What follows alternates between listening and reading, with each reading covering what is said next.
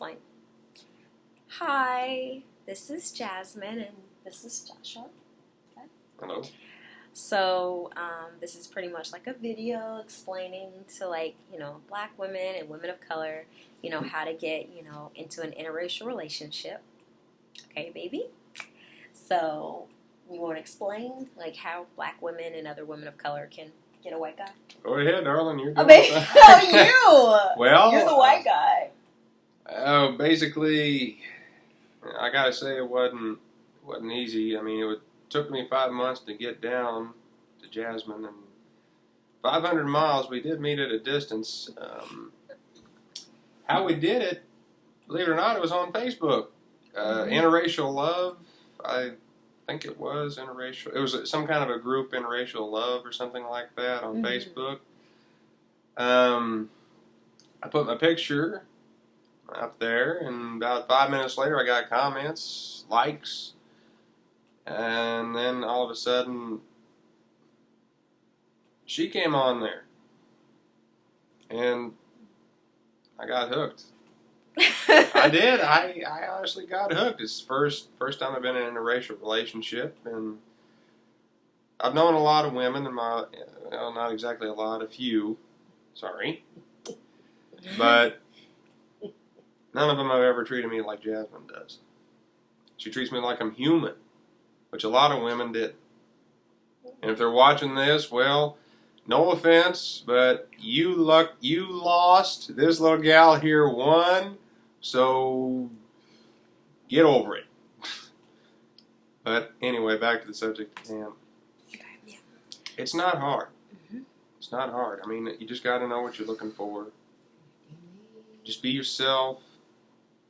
Treat the one that you love the way you want to be treated.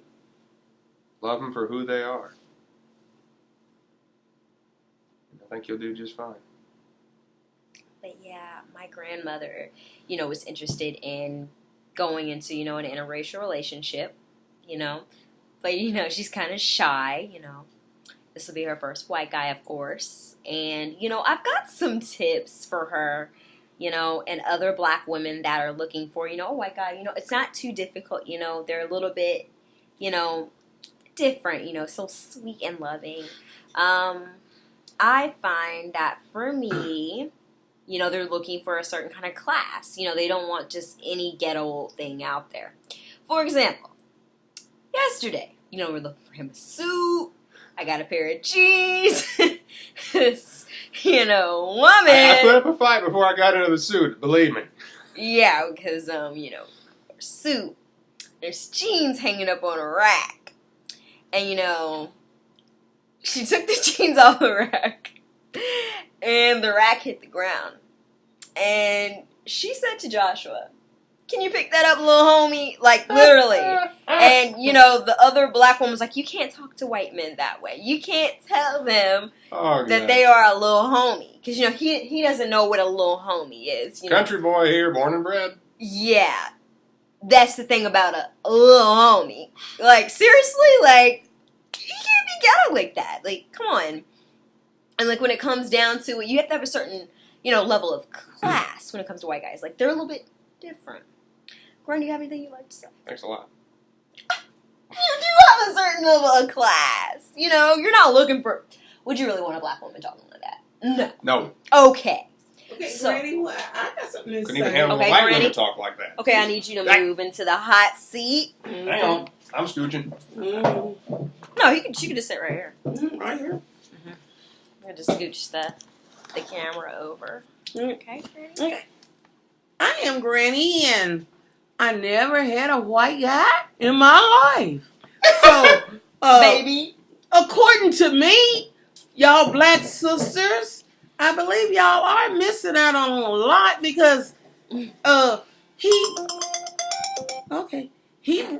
brought Jasmine and I flowers, and I had a 4-year relationship with a black man. And don't you know he never bought me flowers? So I told Jasmine, I said, "You got something good going on right here. And let me take my glasses off so y'all can see who I am. I am a beautiful black African black sister with natural black, beautiful, curly hair. It might look like an afro, but I am really natural. So, to all y'all black brothers who put me down at 59 years old and act like I ain't nothing and I can't be treated out to a date, you won't carry me nowhere, you act like you ashamed to be around me. Well, guess what? I decided I'm just going to stay to myself. There won't be no sexual diseases here. And thank you, Jasmine, for letting me be on air. You're very welcome. Atta girl, Granny. All right, so we got Get milk. Yeah. So that was Granny's, outlook on all of this. Yeah, sure. So, coming from, an interracial standpoint, a lot of black women, are kind of afraid. They don't know where to start. And, like for me, when I first got into the whole interracial dating thing, I was overwhelmed. I had no clue where to start when it came to, dating Caucasian men. I understand that, there's, not really necessarily a skin color difference here. Some people say they don't see color, but, when you date white guys, it's a whole different ballgame. Like, it's different. Like, they have a different kind of personality. They carry themselves differently. Especially me dating a country boy. They don't listen to rap music. To him, that is trash. So, we mainly listen to country. Or gospel. Or gospel. But we do not listen to rap, of course. I'm not a hood rat, I understand people that listen to rap are hood rats, but, I just don't listen to that. It's just not for me. See, let me tell you why I don't listen to it. Mainly rap. What are they singing about? Hoes, bitches, money, sluts. And drinking. And drink. If I'm gonna be called a hoe and a bitch and slut, smoking. Yeah. Crack, cocaine, all that other. Yeah. So if that's what I'm gonna be labeled as, and you ain't got nothing positive to say about me, why should I listen to that? I mean, pretty much they're just singing these hoes ain't loyal. I feel like I'm not a hoe, so it don't apply. So why should I listen to stuff that really isn't so positive? Hitler talked about, you control the music, you control the people. And by listening to that garbage, I feel like you become the garbage. Notice, most of the rap stars look into our community. Most people are looking for role models, so they become literally what the media says. When you listen to the music, you become the music. See, I notice a complete compliance with the music. You become what you listen to. So if you just eliminate the rap, notice something.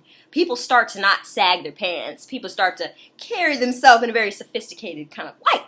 And, a lot of people, like to say since, I am a sister and, I date interracially that I must be, a sellout. I'll say this about a sellout. To me, if being classy, proper, and a lady is a sellout, I guess I'll be a sellout. So, I'll say this. Joshua's a sweet, fine man here, To me, he's a gentleman. He was country raised and things like that on the farm. And I really appreciate that, I love it. And see, my grandmother, she's new to all of this. She's kind of old school. She's learning. She's learning to open her mind to the new age, Because, everywhere we go, we see a lot of interracial couples, but we don't know how to approach that situation. Like, let's say you wanted to be in one. You didn't know how to get into that. So what a lot of people do, is join, dating sites that are designed for, interracial couples. That's a great start. We met on, a Facebook interracial dating page. So, yeah, that's one way. Another way is just pretty much to, I guess, put yourself out there. I'm not sure, I don't know. There's just so many ways to do it. To me, real life, I don't know, because, people aren't wearing a sign saying, hey, I date interracially. So, for me, I stick mainly to online, because I don't know who's single, I don't know who's married. So, online kind of worked, better for me. And something else, for the past 5 months, it has been a long distance. Remember I told you? I got it. Thanks. I told you for the past 5 months we've been at a long distance. 500 miles. The first time the good Lord actually answered a prayer, literally put this angel into my life when I needed her the most. I won't go into that. Let's just say she came into my life when I needed her. She saved my life. So for the past 5 months, I've been working hard. literally working hard trying to get down to her. And I made it on a wing and a prayer. I gotta tell you, it was worth it. I'll tell you something else about long distance relationships. They're not easy. Believe me, they're not easy. Because I know what it's like when you have someone in your heart, but you can't have them in your arms every night like you wish. Take my word for it, fellas.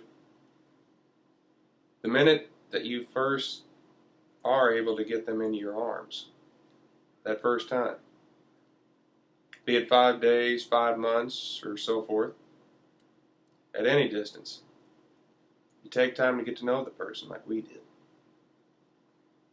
And that makes that first moment so much more special. I tell you, I never felt that feeling before until I finally had Jasmine in my arms.